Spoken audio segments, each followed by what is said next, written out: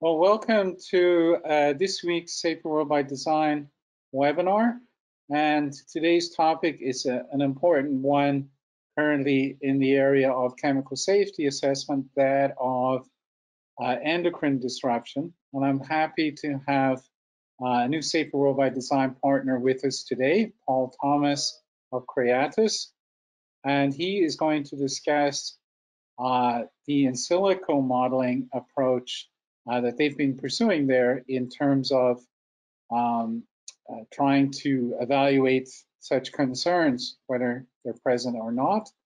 I'm going to hand over to Paul now to give you his presentation. Just remind everyone, formulate your questions as we go through. It'll be about 20 minutes of presentation, and you can then post questions in the question box, and we usually have a good discussion at the end.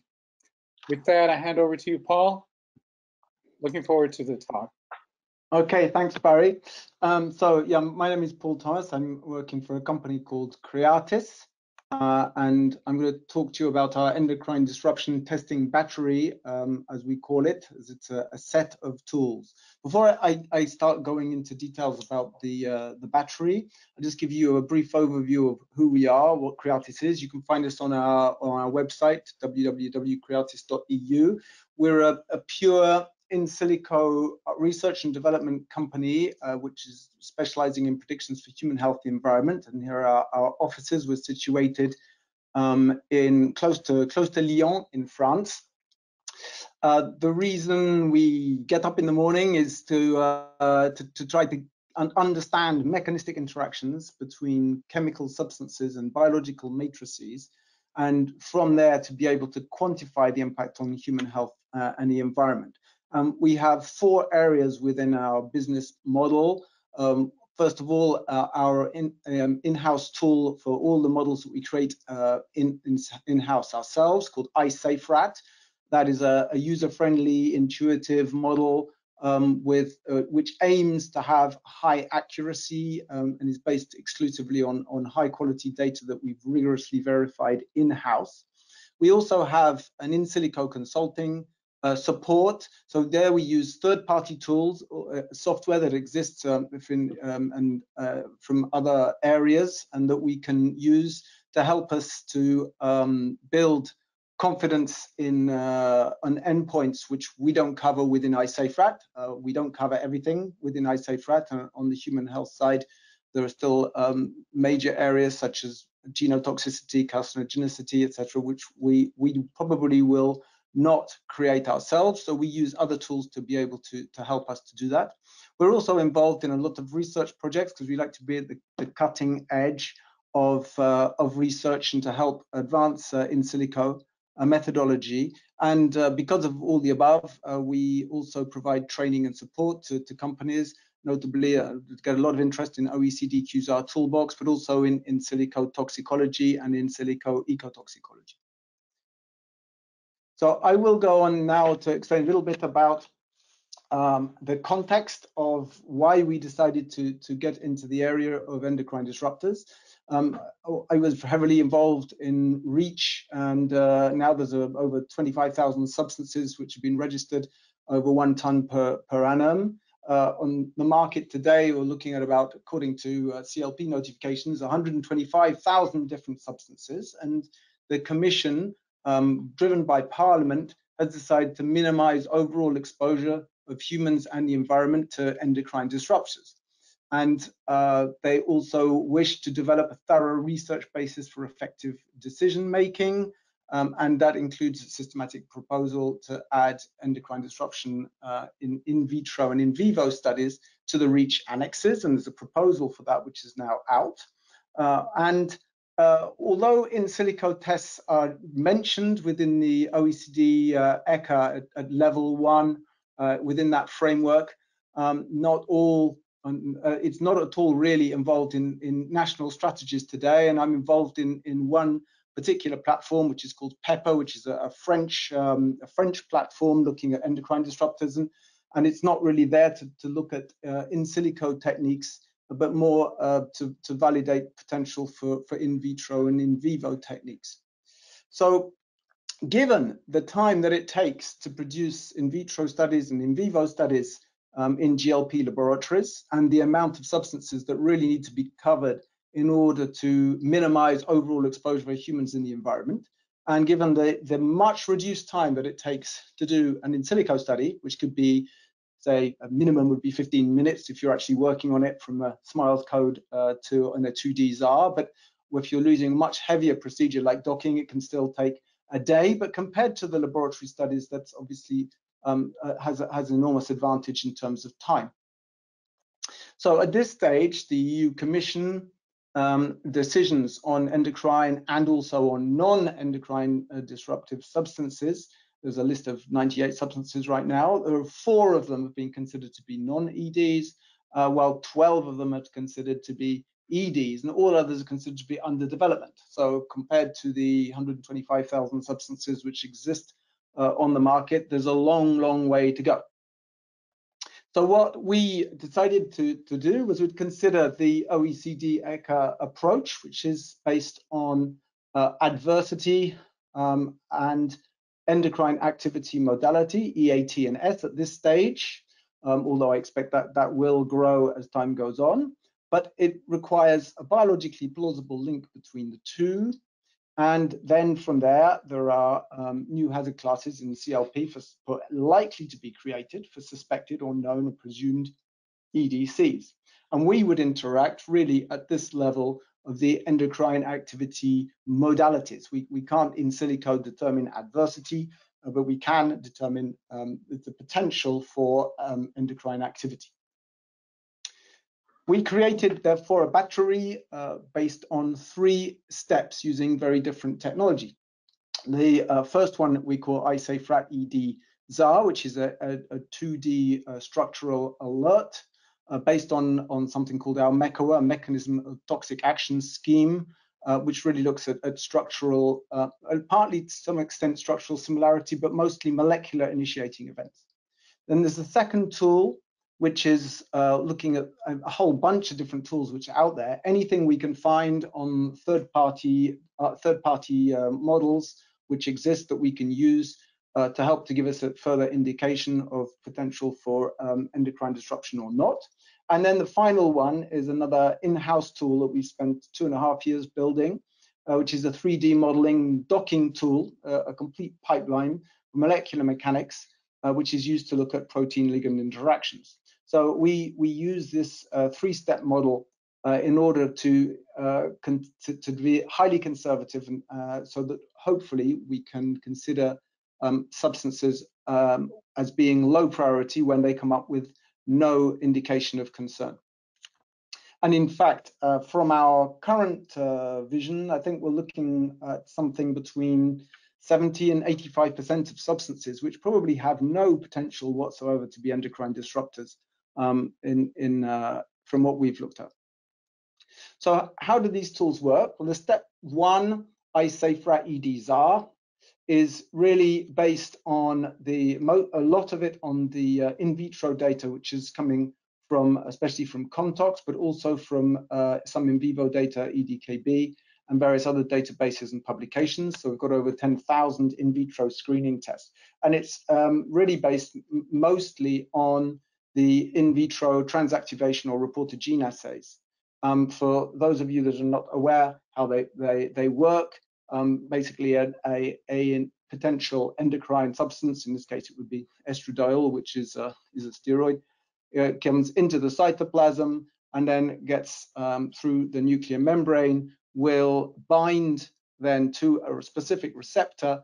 That receptor will then bind to DNA, and because of the genetic modification of these cells, it produces luciferase, and then will produce the luciferin was then transformed into oxyluciferin, which is giving off light, and you can detect via the amount of light which is given off what the potential is for activation having occurred. And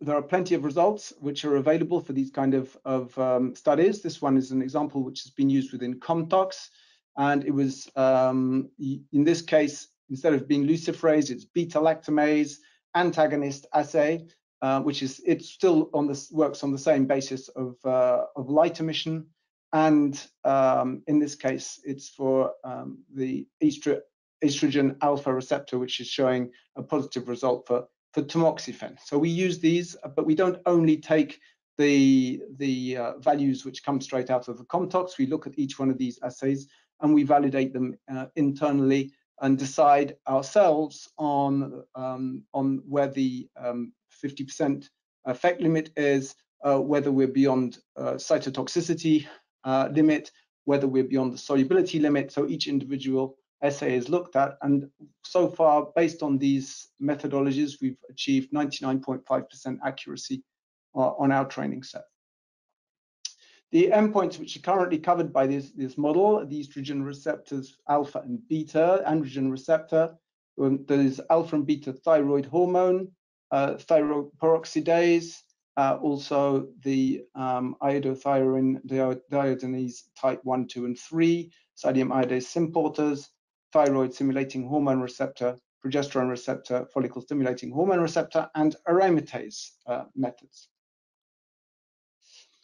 So once we've got a large data set based on specific structural similarities, what we do is we try to model those structures, and we'll put them into specific groups. These groups here are all examples of recognized estrogenic substances, and we will specifically indicate certain areas where we recognize that structures will give a positive result. We also have cases where we have negative results, where, because we want to be conservative, we put a lot of effort to actually try to predict false negatives. So we really want to have the lowest number of false negatives as possible, so that the EDs are predicted as non-EDs. The risk of that happening is very low. In the second part of the battery, we look at a bunch of different third-party tools. Here's a list of them and what the different effects that they cover are addressed. And within this area, we're looking at protein binding tools, relative binding affinity tools, and transactivation assays. And these endpoints cover estrogen receptors alpha and beta, androgen receptor, thyroid hormone receptor alpha and beta, and, well, although we wouldn't really consider pregnane X as being within EAT and S, there is also a pregnane receptor indicator included within the Danish QSAR toolbox, which can be helpful. In the third step, we have our in-house docking tool. And in that case, we're really looking at the association between a test molecule and the actual protein of interest, i.e. the receptor itself. So whereas in the 2D, we're looking at structural similarities between substances that either do or do not have an endocrine modality, in the case of the docking, we're actually looking at binding energies going on between the test substance and this receptor within the specific binding sites. And so in this case, for example, we have two chemicals. One of them is 17B estradiol, which is an agonist for estrogen, and the other one is raloxifene, which is an antagonist. And that you can see that they have different configurations within the receptor. And really, that what we're looking at here is the specific binding energies which are related to the hormones themselves, and then we compare that to the binding energy of the test substance in about 2.5 million different configurations within the binding site area, or a binding site area on the receptor. There are cases where we've found 3 different binding areas. So you have a primary binding site, for example, on the androgen receptor, which is related really to androgenic activity, but there are also 2 other secondary binding sites on the androgen receptor, which are more related, in fact, to thyroid complexes. So that is this what we call the Sesame 3D docking tool, which is being created, a pipeline created in-house by Creatis. So we're looking at protein binding as a binder or a non-binder, relative binding energy, and we currently cover thyroid receptor alpha, thyroid receptor beta, estrogen receptor alpha, estrogen receptor beta, progesterone receptor, and the androgen receptor binding. And this is an example of a protein which has been all completely reconstructed on the base of X-ray crystallographic data, which we have collected. No single X-ray crystallograph will cover the entire protein, so you need to have a whole collection of them to be able to complete the protein. And then you determine the binding box area for the site in interest within the receptor, and you basically place the substance in 2.5 million different areas within this box in order to be able to determine what the specific binding energy would be at any one point. And then that is mapped out graphically, and we're able to compare the results on that with those of the data we get from the native hormone, and this will then give us a relative binding energy, and we can take a decision on whether the binding is expected to occur or not using this docking method. So when we've got all that data and we put it all together, we take the three individual pieces and we look to see whether we have indications of inconsistency, positivity, or negativity. And if we have no EDC activity predicted for EATS for all the three tests, we consider the probability of there being potential for binding or activation is extremely low. And therefore, we consider, Creatis, that the substance would be of relatively low priority as an ED active substance. And we can give it a sort of rubber stamp, saying that we feel that this substance has not demonstrated any propensity to have endocrine disrupting modality, and it's MECOA approved. And nevertheless, it may be interesting to be able to complete that finding with bibliographic research. So we'd recommend that, but it does give the possibility in a full report to be able to hand that into an authority as a strong weight of evidence approach that the substance is unlikely to be of major endocrine concern.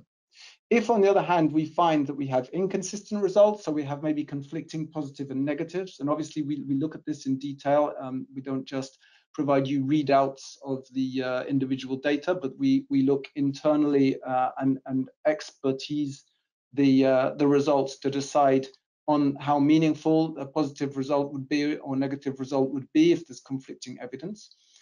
Or in the case where all three of these tools come out positive, in that case, our conclusion is that we cannot exclude ED activity. This does not mean that the substance is an ED, because you can't tell at this level whether the substance is just because you get binding or even because you get activation. So in fact, what we're saying is if we cannot exclude it, in this case, it would be necessary to take it to further levels and carry out further work and further laboratory studies if necessary. So that sums up our battery method, and if you have any questions, I'd be happy to take them. Thank you.